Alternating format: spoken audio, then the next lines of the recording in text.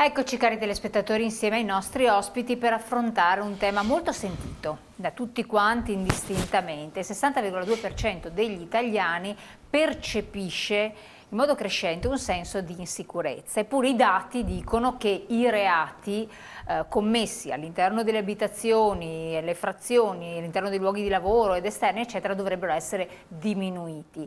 Poi secondo alcune indagini condotte diminuiti in realtà non sarebbero, ma sarebbero diminuite le denunce, perché quando non c'è un atto di rapina, quindi un atto anche violento nei confronti delle persone, molti desistono dal denunciarli, e questo è un altro dato di fatto. Invece è importantissimo, tra parentesi, denunciare sempre, perché altrimenti le forze dell'ordine non hanno in mano la situazione. Comunque pervade tutti un senso di paura, di angoscia, soprattutto quando questa tranquillità, che è sacrosanta, non c'è più all'interno dei luoghi che noi reputiamo quelli intimi, più familiari, quelli dove noi ci dovremmo sentire più sicuri e tranquilli. E allora entra in gioco il discorso della legittima difesa, quando una persona con intenzione di delinquere, di commettere quindi un reato, non con intenti tranquilli e pacifici, supera il nostro domicilio domestico ed entra quindi nell'ambito delle pareti a noi familiari, luogo di lavoro oppure casa domestica. Cosa la legge consente di fare fino a ieri, fino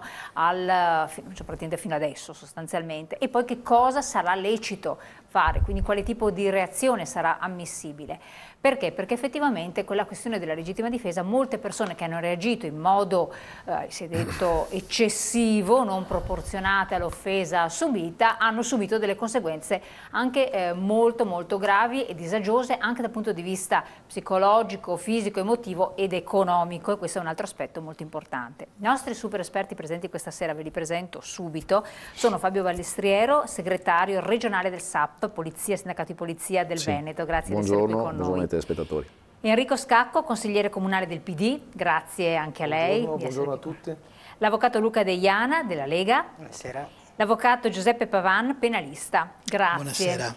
Allora, prima di incominciare, io ho semplicizzato al massimo per rendere comprensibile a tutti quello che sarà il tema, poi via più ci addentreremo nei meandri delle riforme normative dell'articolo 52 e seguenti con i vari commi che sono stati introdotti. Vediamo il servizio di apertura. Alla fine arriva il sì del Senato al disegno di legge sulla legittima difesa, uno dei provvedimenti voluto dalla Lega con l'appoggio dei 5 Stelle e votato anche da Forza Italia e Fratelli d'Italia. Approvato dall'Aula di Palazzo Madama, ora il testo passa all'esame della Camera. 195 voti favorevoli, 52 quelli contrari e un astenuto. La difesa è sempre legittima, dalle parole ai fatti. Così il ministro dell'Interno Matteo Salvini aveva commentato il via libera del Senato all'articolo 1 del provvedimento. Nel dettaglio, la difesa è sempre legittima, ma resta il principio di proporzionalità. La legittima difesa scatta anche senza la minaccia vera e propria di un'arma e viene riconosciuta anche se si è in uno stato di semplice grave turbamento. Il testo del DDL modifica alcuni articoli del Codice Penale e in particolare l'articolo 52 e l'articolo 55. Si riconosce sempre la sussistenza della proporzionalità tra offesa e difesa. Non solo, come detto, la riforma leghista allarga la copertura della legittima difesa e affinché scatti la non punibilità non è necessario che il ladro abbia un'arma in mano, bensì è sufficiente la sola minaccia di utilizzare un'arma e non è necessaria la minaccia specifica alla persona. Infine vengono aumentate le pene per i ladri, fino a un massimo di 4 anni di carcere per la violazione di domicilio e fino a 7 anni per il furto. Allora, io vorrei cominciare un po' da voi come avvocati, poi ovviamente faccio fare l'intervento anche voi, a prescindere anche dal ruolo politico che può avere qui presente l'esponente della Lega. Allora, cominciamo con lei, avvocato Pavan, e poi a seguire. Spieghiamo un attimo ai nostri telespettatori attualmente che cosa prevede la legge, allo stato attuale, in questo momento. Perché si è ingenerata confusione, perché tanti dicono dal 24 ottobre è cambiato qualcosa. No, non è ancora cambiato niente, attenzione. Allora, diciamo che l'istituto della legittima difesa è un istituto, diciamo, presente nel codice penale da moltissimo tempo in ogni ordinamento. L'elemento fondamentale da spiegare è quello che è il significato della legittima difesa. Lo Stato, nel momento in cui si crea lo Stato, ha il monopolio della forza pubblica. Lo Stato è legittimato ad utilizzare la forza pubblica. Vi sono dei momenti in cui però la forza pubblica non può intervenire ed ecco che allora questo patto sociale restituisce al singolo cittadino la possibilità di difendersi. Un aspetto importante è quello di sottolineare che la legittima difesa, più che un diritto del singolo cittadino che sia, diciamo, minacciato di un grave danno, è oggi considerato addirittura un dovere del cittadino, tant'è che la legittima difesa non è soltanto quella che riguarda una minaccia contro se stesso, ma è possibile anche la legittima difesa nei confronti di un pericolo che stia in quel momento accadendo nei confronti di un terzo. Il caso Stacchio di Ponte di Nanto, la rapina in corso con 3 soggetti che cercano di entrare all'interno diciamo, dell'oreficeria, una persona armata fuori, il benzinaio che spara prima un colpo in aria per impedire l'ingresso all'interno della gioielleria in cui vi era una commessa e dopodiché inizia un conflitto a sfuoco. Oggi diciamo che parlare di una rivoluzione della legittima difesa non sarebbe diciamo, completamente sbagliato. È necessaria la proporzionalità tra il pericolo ed il comportamento di reazione con del cittadino. Quello che è importante naturalmente è che vi sia un pericolo attuale, quindi rimane la necessità dell'attualità del pericolo e specialmente la proporzionalità tra il pericolo e la reazione del privato cittadino. Questo resta, così come era previsto nell'articolo 52 anche nel progetto di riforma. Ora, parlare di un testo nuovo è molto difficile perché non si sa quale potrà essere il testo che esce rispetto a quello che è stato proposto dal Senato, perché il risultato di un testo di legge poi nel momento in cui verrà sottoposto all'approvazione da parte della Camera dei Deputati portare delle modifiche. Quindi è difficile auspicano che ragionare. non ci siano sorprese da parte del gruppo anche di maggioranza stessa, perché altrimenti inficerebbe tutto il lavoro che è stato fatto al Senato, che è abbastanza lungo. Diciamo che identificare diciamo, quello che è il dovere della legittima difesa è diciamo, abbastanza semplice in parole diciamo, immediate. Il soggetto che entra armato all'interno dell'abitazione di un cittadino, nel momento in cui avviene questa intrusione, il cittadino è nella possibilità di difendersi con i mezzi a sua disposizione. Quello che sono importanti sono i limiti a questo diritto della legittima difesa. Non è possibile creare uno spazio nel quale diciamo, lo Stato non può entrare a verificare che cos'è accaduto all'interno di questa situazione, specialmente nel momento in cui il bene giuridico in gioco è il bene giuridico della vita. Nel momento in cui, immaginiamoci questa determinata situazione, una telefonata alla stazione dei carabinieri, venite immediatamente, è successo un fatto grave, si trova un bandito per terra, è ucciso, il privato cittadino impugna una pistola, è possibile pensare che non vi sia un'indagine, che non vi sia un accertamento? Ma queste sono sempre previste, se le indagini saranno sempre da parte della polizia e del PM. Infatti, diciamo che la riforma che si vuole prospettare, che è stata descritta, ha secondo me il pregio, ma adesso sentiremo cosa pensano anche gli altri soggetti, di non portare ad una rivoluzione dell'istituto della legittima difesa, che richiede sempre l'attualità del pericolo ed la possibilità di un grave danno alla persona, per come ne pensiamo noi, perché anche nel momento in cui vi è un pericolo per il patrimonio non si può reagire cagionando una lesione del bene giuridico della vita, ma soltanto nel momento in cui il pericolo per il patrimonio possa trasformarsi in una imminente minaccia nei confronti del soggetto. Quindi potrà continuare ad essere sempre punito il soggetto privato cittadino che ad esempio spara al ladro che ormai si è appropriato della refurtiva e sta diciamo scappando. Scappando, certo. Avvocato, condizione di non punibilità sostanzialmente, questo articolo 52, però si parla di grave nella modifica, di grave turbamento psichico e che la difesa sarebbe sempre legittima se sembrerebbe, insomma, adesso è un po' da capire, se questa persona che commette un reato entra in un domicilio privato oppure in luogo di lavoro. È così da interpretare? L'aspetto quindi del grave turbamento psichico, quanto perdura questo turbamento psichico, rilacciando il grave turbamento psichico, va detto, è nel testo della riforma introdotto con riferimento all'eccesso colposo della legittima difesa, che significa quando uno trascende i limiti e va oltre. In questo caso la riforma, che tra l'altro devo dire è stata scritta anche in maniera piuttosto chiara rispetto a quello che era la consuetudine degli ultimi tempi, è molto lapidaria anche nell'articolato del testo. La riforma introduce una precisazione, dice se il soggetto ha agito sotto l'influsso di un grave turbamento, quindi in parole povere terrorizzato da quello che sta succedendo, la difesa è ritenuta sempre legittima. Il problema è chi è che va a dimostrare questo turbamento e quando ci può essere un turbamento. Dopo chiedo anche a voi questa valutazione. Questo è rimesso evidentemente alla valutazione poi di chi si occuperà delle indagini e del giudice che eventualmente affronterà il processo. Discrezionalità del giudice. È evidente però che ci sono dei parametri. Questi parametri non sono specificati dalla norma che si limita a dare delle precisazioni di contorno e delle indicazioni per quello che poi dovrà essere la valutazione.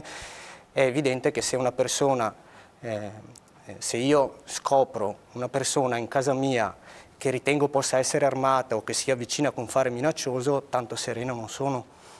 Certo, e infatti questo discorso, però appunto dopo qua si va a disquisire della serenità delle situazioni. Prego, come vede l'istituto normativo fino adesso, con le modifiche che sono peraltro intervenute, poi sono stati aggiunti dei commi, e quello che verrà, come verrà modificato?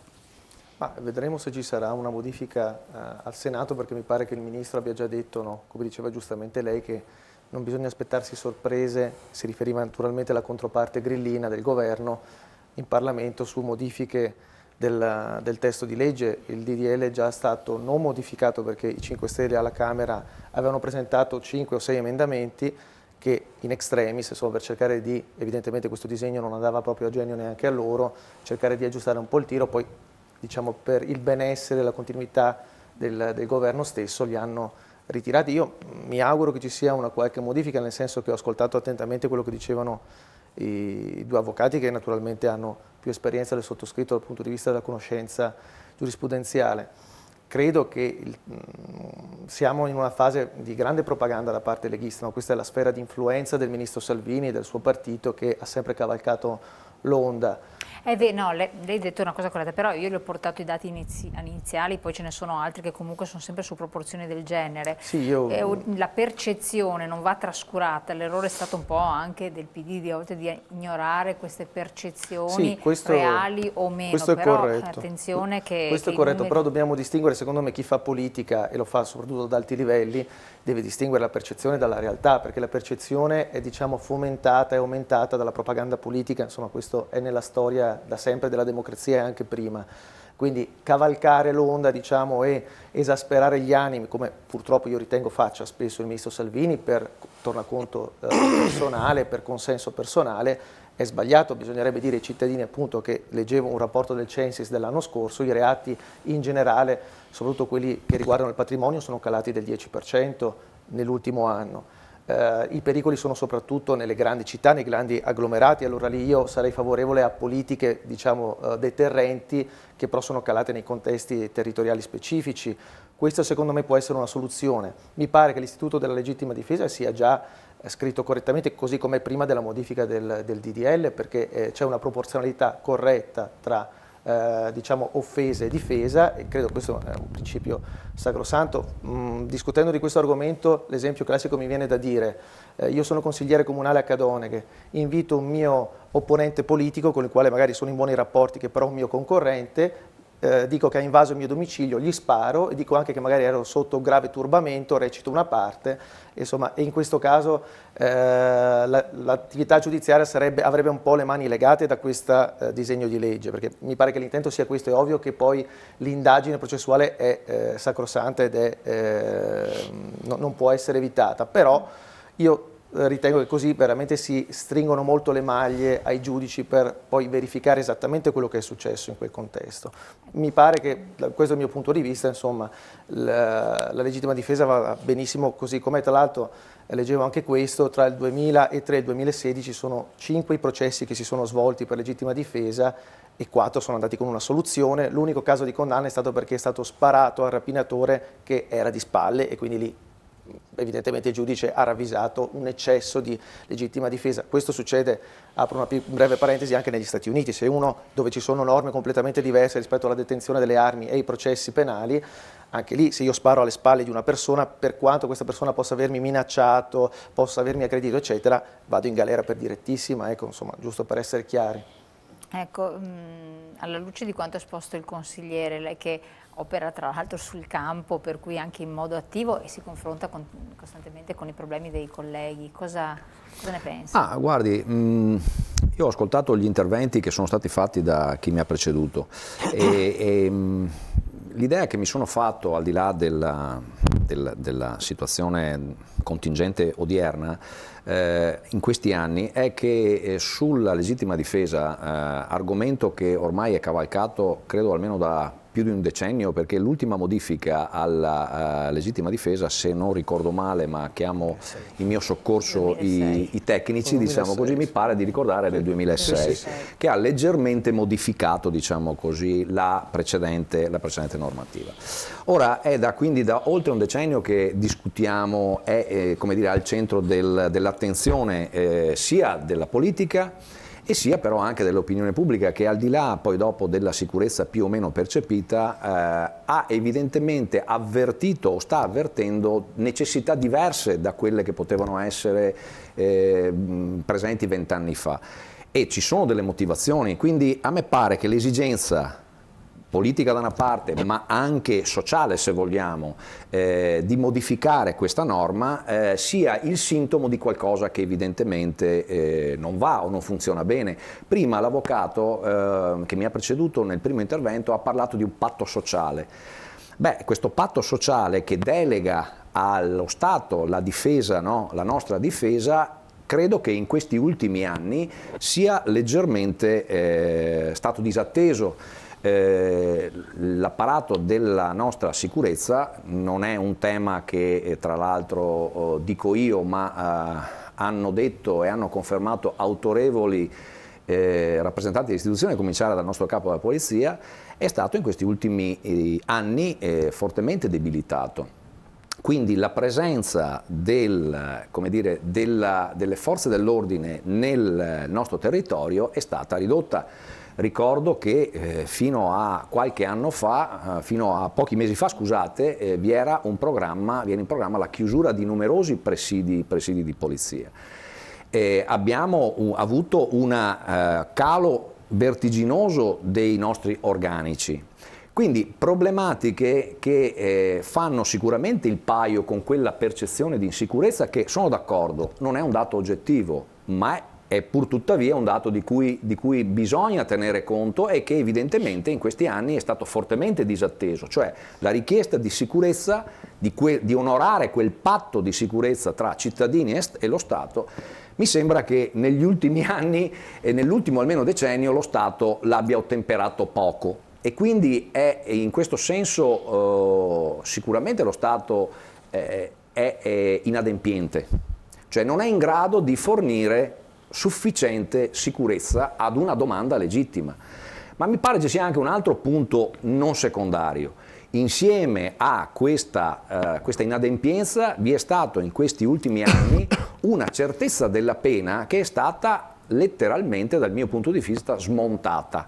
Ed è un altro dei presidi, diciamo così, che possono essere utili affinché la gente che io credo fondamentalmente, soprattutto in Italia, non sia propensa a farsi giustizia da sé, anzi tutt'altro, ha in mente ben altre cose che quella di difendersi a casa propria. Avrebbe il sacrosanto diritto invece di vedere riconosciuta una certezza della pena che oggi, tra decreti svuotacarcere, tra le esigenze varie che si sono susseguite nel corso di questi anni, l'hanno fortemente inficiata. Da operatore del settore devo dire che il criterio delle porte girevoli è un criterio con il quale ormai quotidianamente combattiamo, facciamo montagne di carte per poi dopo vedere i nostri amici che sorprendiamo a fare malefatte puntualmente fuori il giorno dopo a farci lo sberleffo. Con grande esasperazione e con grande frustrazione da parte delle forze dell'ordine, ma io credo anche da parte degli stessi cittadini, i quali si rivolgono poi dopo a noi, ricordiamoci, dicono ma scusa, ma poi è capitato anche a me, ti chiamano, dicono ma quel furto poi, l'autore che avete trovato, cosa è successo? Spesso e volentieri siamo costretti, lo dico candidamente, insomma, a dire qualche innocente bugia, perché poi alla fine veramente è imbarazzante dire che chi ha commesso questi reati, che sono odiosissimi peraltro, e terzo aspetto, che nel tempo si sono evoluti, cioè abbiamo assistito non più, o meglio, assistiamo non più al classico ladro di galline che sorpreso all'interno del pollaio si allontana repentinamente lasciando perdere ogni traccia. Qua ci troviamo in presenza spesso e volentieri, ovvero i cittadini si trovano spesso e volentieri in presenza di gente che è particolarmente insidiosa, che usa la forza, che sorpresa sul posto o addirittura nottetempo si introduce all'interno delle abitazioni con gli occupanti all'interno, con i proprietari all'interno e magari poi usa anche violenza alle persone. Quindi è cambiato lo scenario sia dei reati, sia del modo di reprimere, sia del modo di prevenirli, debilitata la sicurezza. Ora, il tema della legittima difesa è chiaro che diventa un tema rovente se non abbiamo fatto nulla per cercare di onorare, avvocato, quel sacrosanto patto che pone sicuramente lo Stato come depositario della difesa della collettività e mette anche e stabilisce delle priorità in termini di valori, cioè la vita vale di più delle cose, ma se poi dopo lo Stato è inadempiente attraverso le sue articolazioni, questo io credo poi crea un cortocircuito per il quale è chiaro che il cittadino dice beh ma allora mi difendo da solo. Assolutamente. Torniamo su questi temi, tra l'altro il discorso della certezza della pena è un dato di fatto, il fatto che i reati siano cambiati nelle loro modalità, abbiamo visto i casi di invasioni nelle ville, violenze inaudite nei confronti di persone anziane, esatto, cose allucinanti. E un fatto di ieri, anche una persona stava facendo la doccia, si è trovato il ladro in casa, quindi ha un terror, panico che possiamo immaginare. Andiamo prima in pubblicità rapidissime e poi torniamo sulla questione.